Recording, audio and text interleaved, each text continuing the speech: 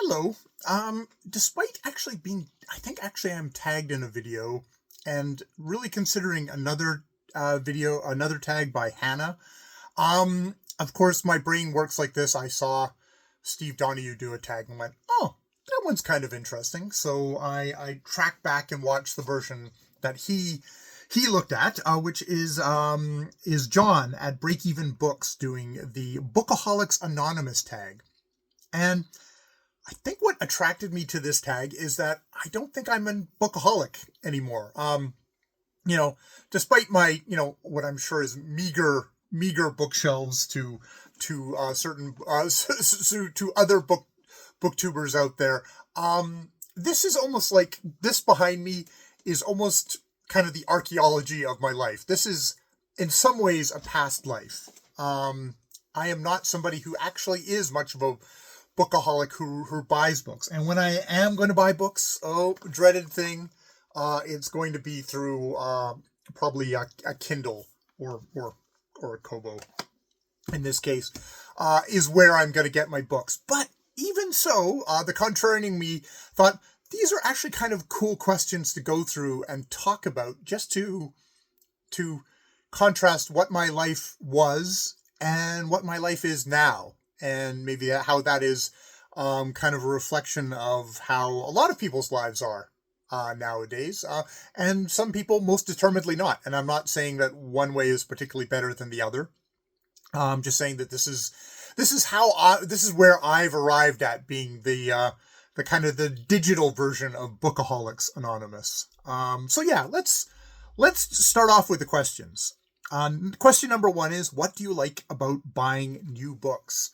I don't think I ever liked buying new books. Buying new books meant I'd only buy one book and it was going to be expensive. But in the old days, I would go into a secondhand bookstore and I would have the joy of buying a lot of books. Because at that point, especially here in Canada, secondhand books weren't that expensive. That is not really the case anymore. Now it seems like I go into a secondhand bookstore, and this is probably old person complaining, but you do not find books for $2 or $5. Everything is like 15 or $20 for a used book, which to my old brain that's new book prices. Why would I, it's a lot more expensive. Why would I do that? Which probably, nowadays what I'm doing, let's try and keep the ping pong back and forth, is when I buy a new book, I am buying a new book on my, I'll buy a new book on my Kindle here. And, what I like about that is that when I want the book, I will buy the book.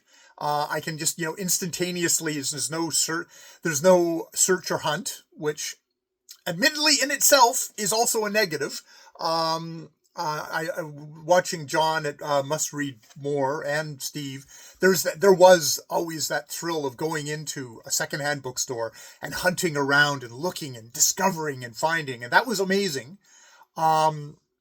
Though as things now have dried up, I do not have as much. Even in I live on Vancouver Island in Victoria, and even here it's a lot more meager. There still are secondhand bookstores, but not so much anymore. And the opportunities for that kind of hunt, if I was inclined to do it, aren't there.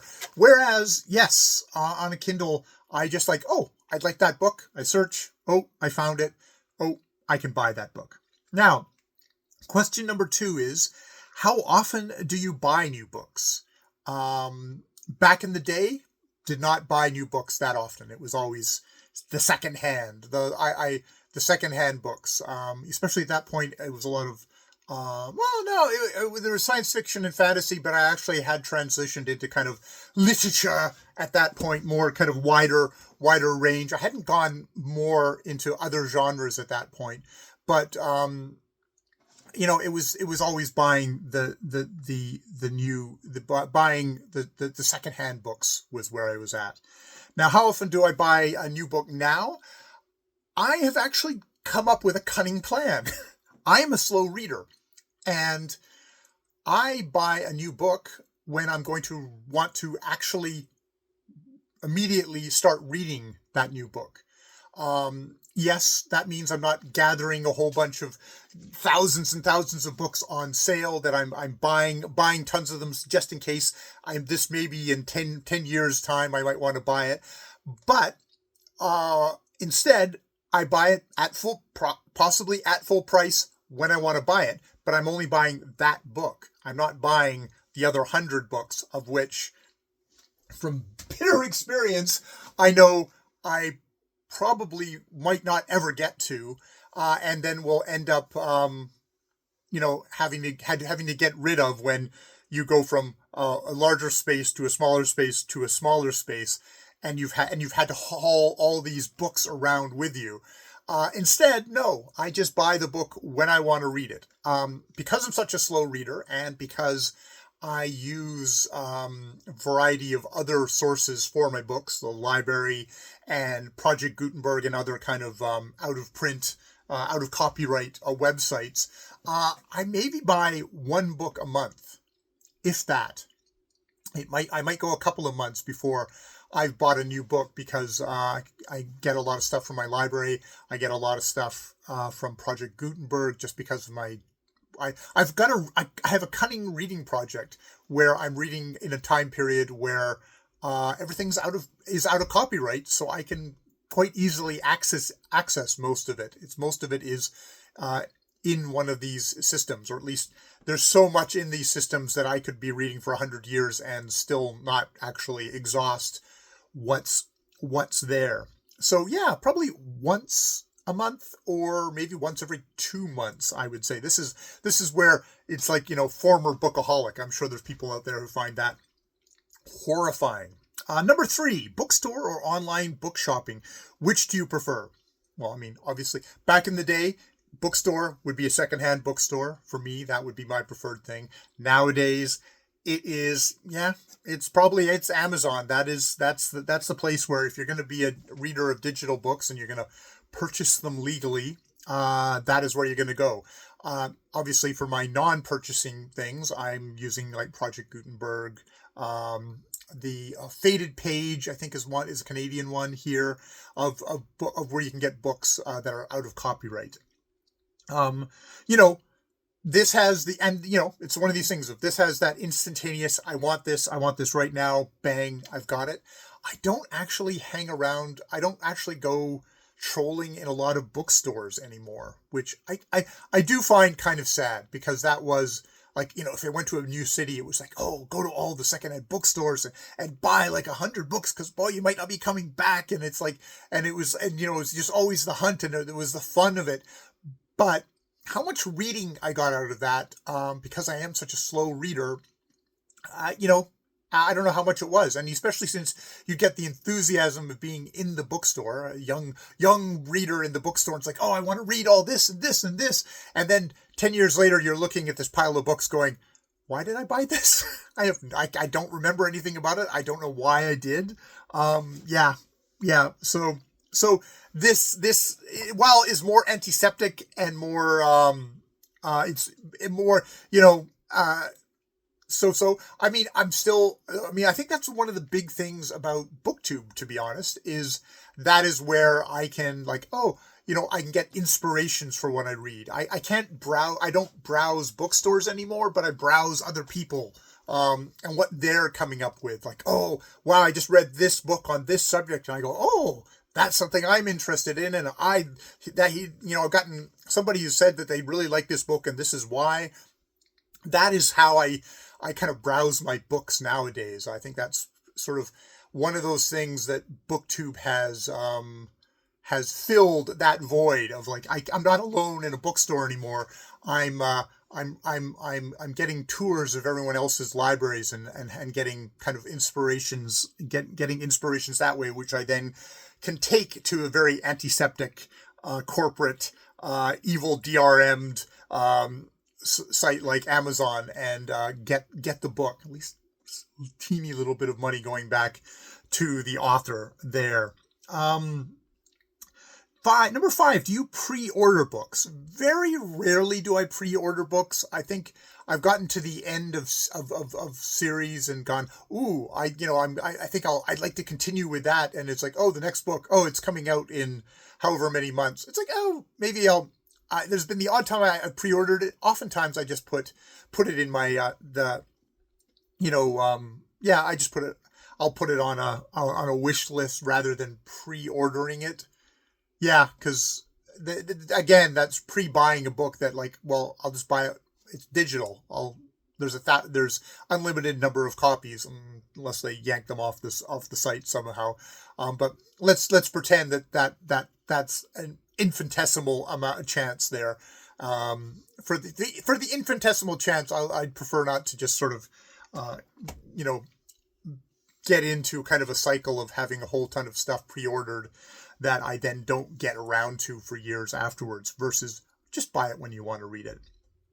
Do you have a monthly book buying limit? No, as I've said here, I'm buying like maybe one book every month or every 2 months. So I have a 9 to 5, well, it's 3 to 11 actually job. So I don't need to scrunch. What is it? Hold on to my pennies that badly as of yet. And books are of my habits. It's probably the time that I'm spending is far more expensive than the actual dollars. Number 7, book buying bans. Are they something for you? No, because I think I see a lot of people white knuckling it. Like, oh God, they love going to bookstores. They love buying lots of books. And I was there. I know that feeling. But when it became books are just something that I was afraid, that books were, especially after the last couple of moves. I'm a guy in my 50s. After the last couple of moves and having to cull books and just kind of looking at books and going, yeah, I bought this 10, 20 years ago. And I look at it now and think, am I going to read this in the next 10 years? And the honest answer was no for like 50% of my collection. I was like, why am I carrying this around? Why am I carrying this around in the digital age? I'm a different person than I was 5 years ago, than I was 10 years ago. My interests have changed, and I have vast swaths of things like, I was very passionate about that 10 years ago. I have no interest in that now.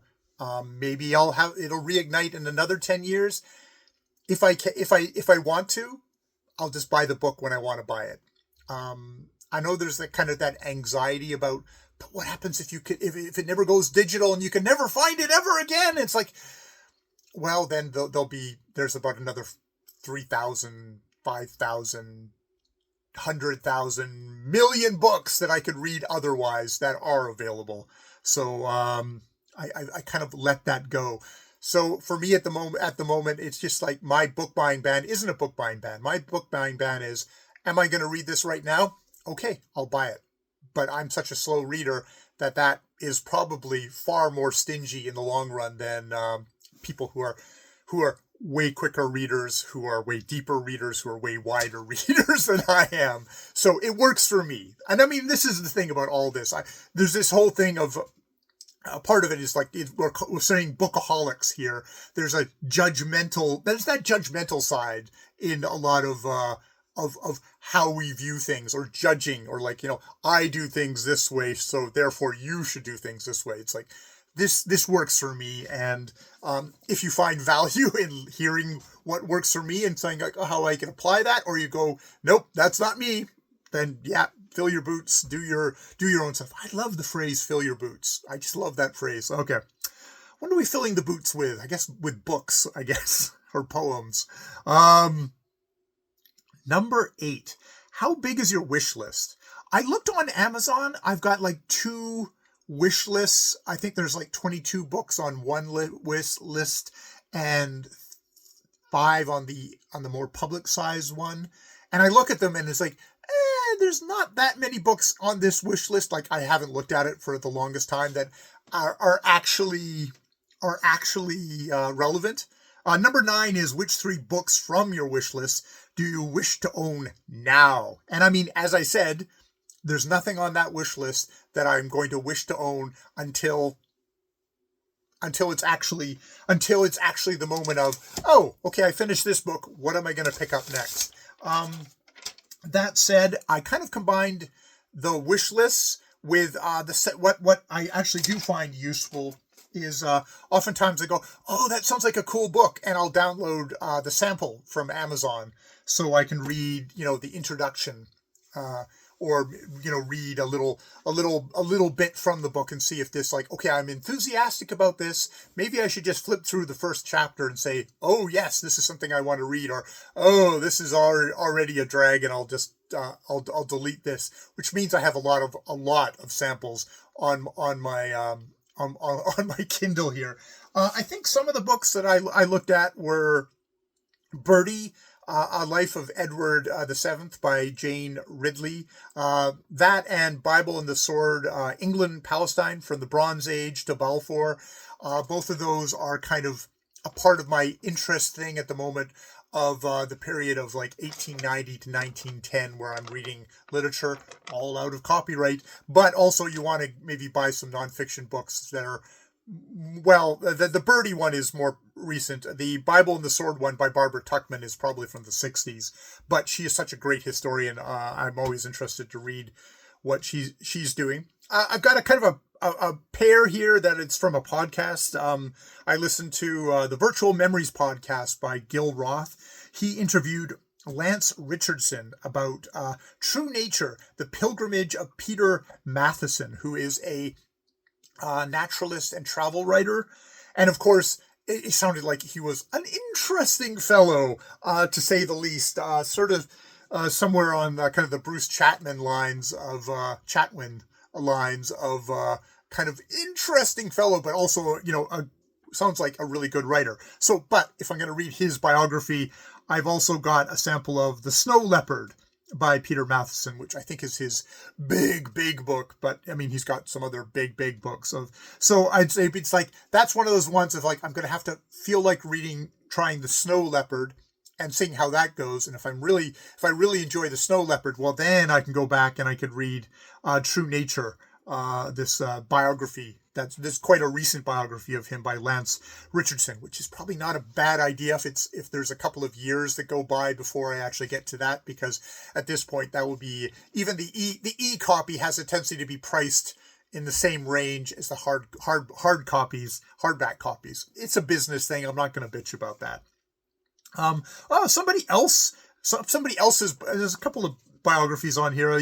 Somebody else's bios that I might read are Adam Sisman actually has written 2 biographical works on Jean le Carré. One which was published while he was alive, and then the other one, when he couldn't sue him and nuke him from orbit, was published after le Carré died. I am actually at the midst of going through his le Carré's work. I've just started with that. I think I'm just about to read Tinker Tailor Soldier Spies, the next one in his spy Smiley series, and I'm really enjoying those. I can see that from I think that's another one where I may have actually listened to Gil Roth on Virtual Memories podcast, which I would really recommend as a place for really good interviews. I think I listened to Adam Sisman being interviewed, and it was like Jean le Carré is somebody else who's also had an interesting life, and I can kind of tell from his Smiley books that he's got complicated feelings towards women, to put it politely. Not caveman misogyny, but interesting things. And just so you don't think I'm some history mystery nut, which I'm not really. Well, I'm kind of I like history. I've also got Travis Baldree. I'll probably pick up his next Legends and Lattes, because I like cozy fantasy or romanticy and stuff like that. There's a bunch of stuff like that I like, but those are some of the things that are on. They're not really. You see, now this is not like I'm. But the thing is, with all these books, I don't want to own them now. I want to own them when the second I want to read them, which is why I am a digital trader to the booktube community. I think there's less of that hard line, but you get people who are like, the beauty of the book, and I'm like, no, the heaviness of the book, no, the lugging of the books all over the place. I'm going to die one day, and someone's going to have to shovel all these out into the dumpster, and wouldn't that be sad? Kind of book enthusiast. So yeah, that is the Bkhlcs anonymous tag, which I have successfully rambled about for 20 minutes or more. So I'm going to leave it there. Thank you, Steve, for pointing this out to me. Thank you, John at Must Read More. This seems to have been originally done on video by Break Even Books, but it originates from WordPress, where, oh God, somewhere in the before 2016, it was kicking around there. So this is one of these tags that, much like a virus that jumps from monkeys to humans, this has jumped from WordPress to BookTube, and wreaked havoc there. So thank you very much, WordPress. Whoever person on WordPress who maybe came up with this originally. If it was WordPress, it may have come from somewhere else. All these brainworms, they don't just affect idiots in the United States. All right, more videos later.